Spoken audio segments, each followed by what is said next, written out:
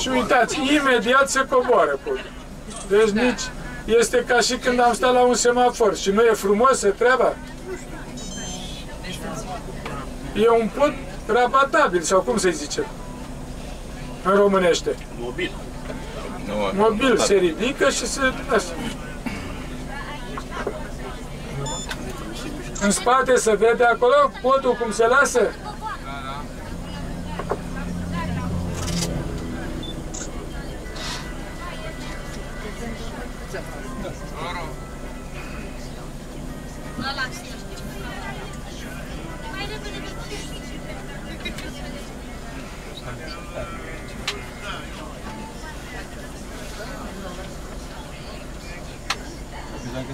Deci este o realitate faptul că am primit, am nimerit și asta, eu zic că e ceva interesant, nu? Da.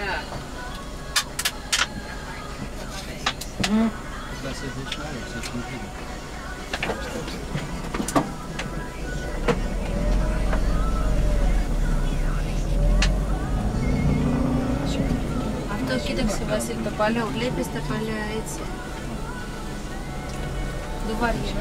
Де кидався?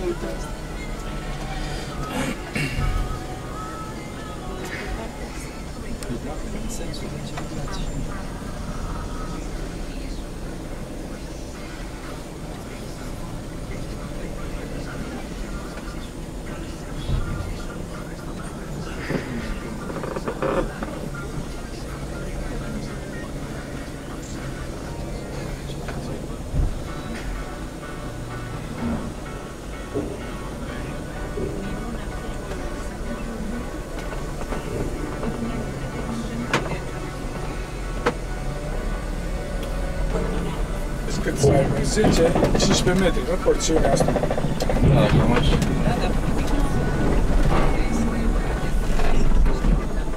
Εκεί πάνω, Βασίλη, έχει και ένα κανόνι, μαμά, άμα το δεις. Το είδες? Ναι, πολλά κανόνια έχει. Ναι, εδώ κοίταξε και στο τοβάρι, φαίνεται, κοίταξε καλά-καλά. Κοίταξε πρώτα καλά-καλά. Να, το είναι κανόνι. Το είδες?